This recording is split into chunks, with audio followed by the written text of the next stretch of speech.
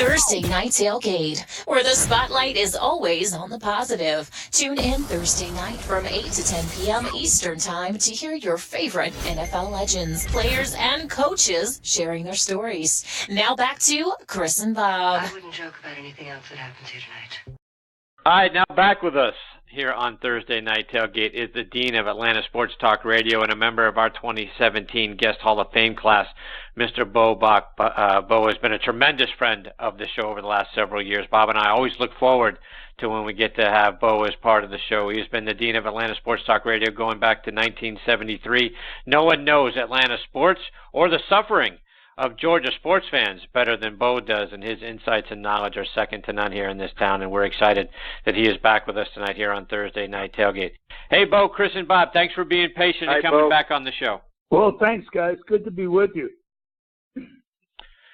So, Beau, I got to start first by getting your thoughts on the Falcons. You know, a year ago right now, right, they're preparing for the Super Bowl, and, Chris, you've been telling us that team overachieved. But here we are. It's a year later. Unfortunately, they didn't make it back. Your thoughts on what went wrong for the Falcons? Well, you know what? That's what we can't get to the bottom of. I have lots of thoughts on what went wrong, but the only thought that matters is what does Arthur Blank think. And as we do in this town, we never wrap up a season. We never said what went right, what went wrong. Last year we beat the dung out of the Patriots, for crying out. And just like Paul was saying, by the way, I agreed with just about everything he said. That's why I love the Eagles this year. And this is going to be one hell of a Super Bowl. But getting back to what you said, there's been no resolution to what happened this year. I can tell you, you had an offensive coordinator and a new defensive coordinator, even though Dan runs the defense. The offensive coordinator, Steve Sarkisian, happens to share the same agent with Dan Quinn.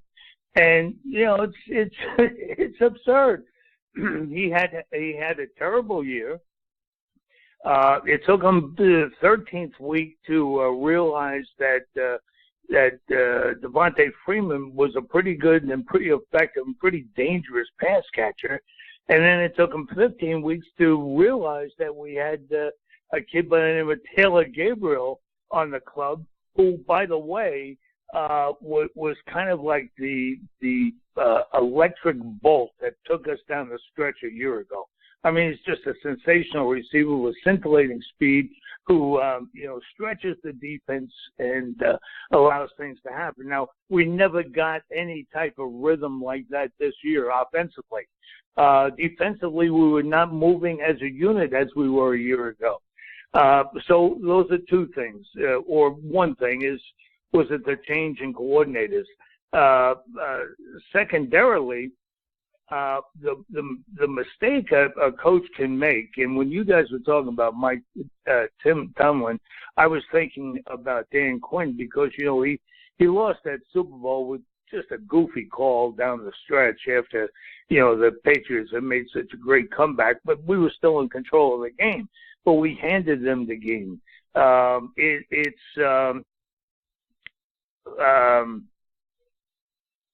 It's really Dan Quinn. Did he make a mistake of trying to pick up this year where we left off in the Super Bowl, or did he start all over again? And of course, you have to start all over again. A football team, a competitive team in any sport, cannot pick up where they left off. You have to start right at the beginning. So we don't know. That's why I'm interested. I'd love to see something in the paper. Of course, this is the worst sports media market in the country. There's not anybody saying anything here, and no one asking for, what does the owner think? What was the word the owner got from Richie McKay as to what went wrong this year? God, it's absurd when you think about it. We run the thing like a Home Depot. And Beau, you were telling us since, after the Super Bowl last year, and then as you've joined us throughout this year, hey, last year was sort of a bonus. We weren't really supposed to be there yet. We're a young team. This is going to be our year. It wasn't our year exactly. But is this a team that you feel like, hey, it can still come around and be in a Super Bowl position a year from now? Or is this a team that's now starting to be on the decline? I think so. First of all, the jury's out on Dan Quinn. That has yet to be resolved.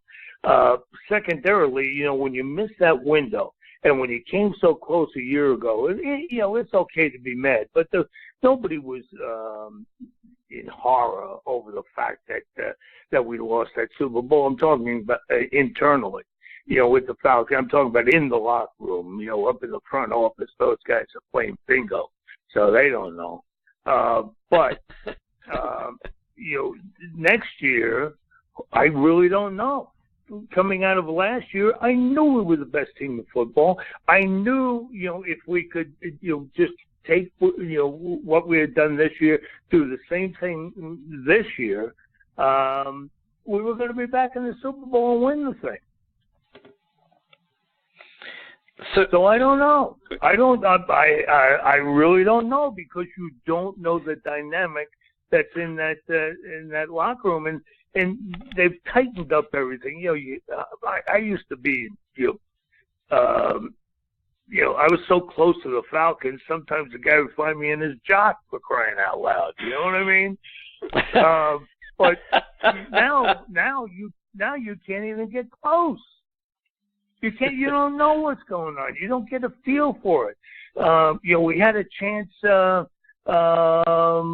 2 years ago at establishing a culture for the first time, and that was actually 4 years ago. Smitty's last year, when I said every day on the radio that we don't practice hard, and that's why we don't play hard. We're the softest team in the league on Sunday. So right at that point, they decide to close practice to the media. That's Richie McKay, simple, just mindless stuff. So, Beau, any concerns about Matt Ryan? Is this an offensive coordinator issue? Because when you look at Ryan, right? I mean, league MVP last season, leads the league in passer rating, was second in passing yards and in touchdowns. Right. Well, now this year he takes a step all the way back to sort of mediocrity, right? 15th in the league in passer rating. Right. 20 touchdowns to 12 interceptions, so 18 fewer touchdowns, 5 more interceptions. Concerns at all about Matt Ryan, or do you look at it as this is an offensive scheme issue? Yeah, this is definitely an offensive scheme issue. We never reached a rhythm all year, Chris. We didn't open with the run. We didn't open with the pass, come back with the run. We didn't throw the screen left and right, and then in the fourth quarter we didn't run it up the gut. We had no playing personality. And last year was the first year that we could establish that. I keep saying last year, and of course I'm 2016. So that's what we established that year when we went to the Super Bowl. And, now there is none. No playing personality. When you think about the Falcons, when you close your eyes, you have no image of how they move. And every team has a playing personality, every successful team. So, that's going away. And that's why I said, and I keep saying, what did they tell Arthur? Well, because Arthur had to say to them, guys, unless he's too close, because he loves hanging around and coming down the sideline on Sunday and all that nonsense. But Arthur had to say to Dan Quinn and to Rich McKay and to his 27 ex-GMs he's got on staff, what happened? And I would like to know what was the answer they gave him, because no one knows. Bob, questions for Beau? And Beau, I want to stay on that same topic. Just like Chris said, I wanted to ask you about Matt Ryan. He the 20 touchdowns, Beau, that was the lowest total since his rookie season. And with that talent, like a Julio Jones, you would think, my goodness, Matt Ryan can throw 20 just to Julio on a good season. They're that good. But you look, Ryan just did not look good in the 2 playoff games. To me, Bo, it's kind of obvious. It's the Sarkisian effect. I mean, everything else is the same. It's a new system. Again, when you have superstars like that, those two are 2 of the best players in football. I think that guy Sanu and the tight end Hooper, these guys are good players. You got to make it happen, man. You really do. And you didn't even say Taylor Gabriel, just like Steve Sarkisian did. This kid is electric.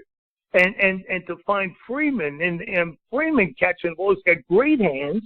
And when he turns upfield and runs downhill, boom! They're scattered. And we never had that all year. We didn't throw to Coleman. You get Coleman in space, and he goes the distance. It was there's no rhyme or reason. The guy's the best way Sarkisian can get out of this and look good is give the game to Matt at the line of scrimmage. He's a smart quarterback. His skills have not deteriorated. There was just no rhythm. And like I said, you've taken a couple of his weapons, 3 of his weapons out of the mix. I mean, how much better is the guy going to look?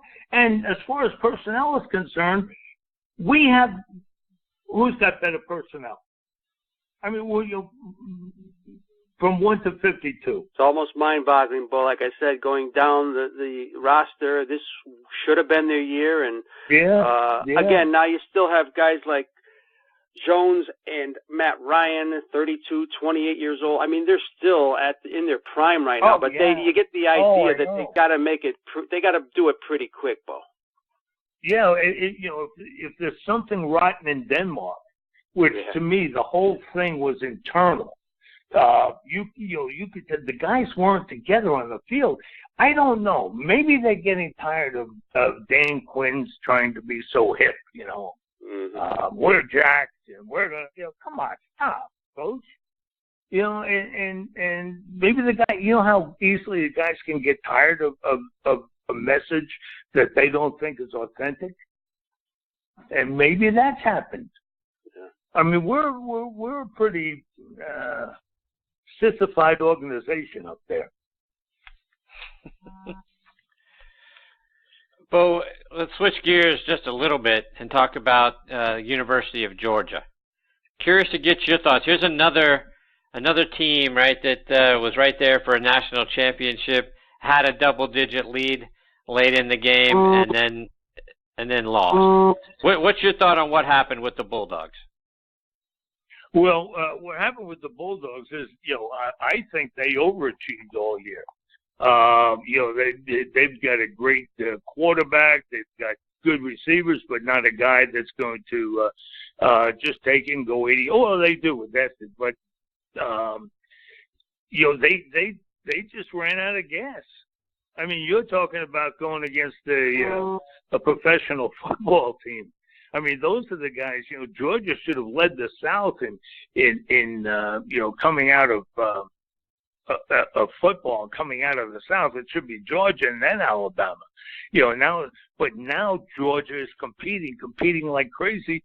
Kirby Smart did a fantastic job.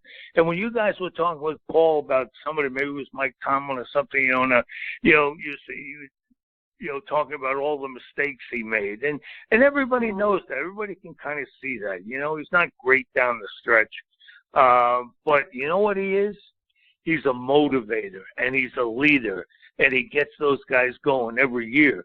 And that's the toughest thing to find in a head coach. It's not the X's and O's. Everybody knows X's and O's except for Steve Sarkisian. But you know what I'm saying. Everybody's got the X's and O's quotient. What they don't have is innate leadership ability, and Tomlin does. A guy who can step into the locker room and say, guys, I need you to run through that wall before we go out there because I want to make sure we're ready. I want to make sure that these guys know what hit them came out of the West like a tornado.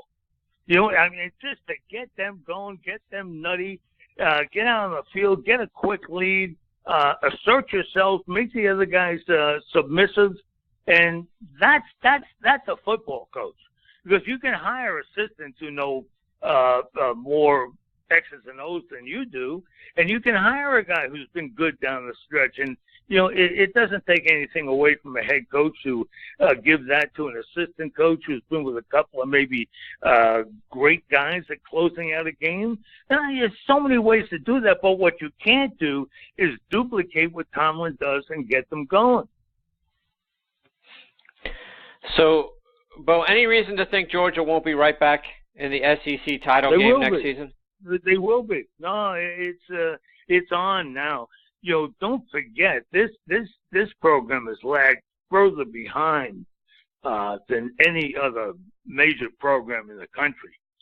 I mean, when you think about what surrounds Georgia, and you think about what can be, it's only been reluctance on their part that they haven't been able to get these guys going. Kirby Smart knows. Kirby Smart came in here. He didn't come in here with one of those Vince Dooley outlooks and see if he can be doing commercials for Kroger in 40 years. No, he came in here to win and to take Georgia where it's supposed to be. I mean, I love the guy, and I was skeptical. I looked at his haircut. I thought we were getting another Bubba Watson. I didn't know what to think. And he turns out to be a tough guy and a disciplinarian and just a great leader, an organizer. Yeah, it's just super to see because Georgia has been 100 years behind. Ever since Wally Butts and before him Harry Meir. Those were the only two coaches we had until Kirby. But we had Steve Barkowski on the show a couple of weeks ago, and Steve was talking about the missed opportunity that the Falcons had in 1980 when they finished 12-4. They had a first-round bye. They hosted the Cowboys in the divisional round, and then gave up 20 points in the fourth quarter to unfortunately lose that game. Where does that Falcons team, do you think, rank as among the best Falcons teams that they've ever had? I think very high. I mean, when you talk about coaches not being able to run a game, Lehman Bennett was one of them. And he was one of the best. In fact, he should be chairman of that group because we got up on Dallas and we sat on the ball. We sat on the ball and allowed Dallas back in the game. Meanwhile, our defense was kicking their hanky. Our defense was the heart and soul of the team. That was the beginning of all that grit split stuff. And Jerry Glanville was the whole heart and soul of this football team as the defensive coordinator from 77. Well, actually, he was defensive backs coach in 77, 78 to 82. He was the guy. He was the Falcons. But Lehman Bennett sat on the ball, and gosh darn it, that was a great, great football team, but just didn't have that leadership ability at the very top. Bob, one more for Beau before we let him go? Sure, I might as well just switch it over to baseball quickly. Beau, 2 weeks, pitchers and catchers. We talked last year at this time, and you had high hopes for the Braves. I think a lot of us did, but 18 games under 500 just couldn't win in the new building, etc. What's the state of baseball and the feeling among the fans right now, Beau? It's kind of hovering. There is no feeling. There really is no feeling. Fans don't know what to expect. They don't know if this is an exhibition team, which we were for so many years, and or if this is a team that's serious about competing. So there's no chatter. Nobody's anxious, for the season. It's a great place for single moms to take their boys. Other than that, you're not going to get too much of an athletic exhibition. So, Beau, got to get your quick thought. Who wins on Sunday? Guys, this is going to be a classic Super Bowl because it's going to be the first RPO Super Bowl. Do you know that Philadelphia doesn't call a pass play? Every play is a run, and it becomes RPO. This is going to be the first RPO Super Bowl. And Philadelphia's going to win it, and you know why? For the same reason I loved us a year ago. I just loved our activity. I loved our intensity. I loved the way we slobber knocked everybody. And that was, in 16, of course, not this past year. And that's the way I see Philadelphia. And I like Peterson. And I don't think Foles is going to fold the tent. I think he's going to be just fine. And and it's tough to go against Brady. And I mean, Brady's the best to ever dressed out, and he's beautiful to watch. Well, maybe I'm just more than anything counting on the law of averages. I just have a sense that Philadelphia is primed for this thing.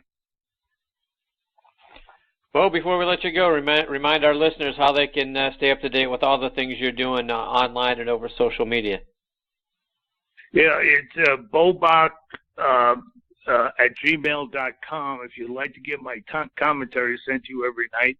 And, my website is still being designed right now, but if you can send me your email address to beaubock at gmail.com, I'd be happy to put you on a list. It's good stuff. It's the only stuff you hear in Atlanta. Well, Beau, thank you so much for taking time out of your night to come back and be a part of the show. Bob and I always love spending time with you, my friend. We look forward to catching up with you again, hopefully real soon. Thanks, Chris. And you know what? The other thing is, like when Chipper Jones or Dominique Wilkins are introduced, they say, the Hall of Famer, Dominique Wilkins. I'm a Hall of Famer. That's right. You're darn right you are. I'm a Hall of Famer. Don't give me that Beau Bock stuff. Hall of Famer, Beau Bock. Right. Got to remember next time. Yeah, please. Take care. Some respect. See you. Bye. All right, Take care, Beau.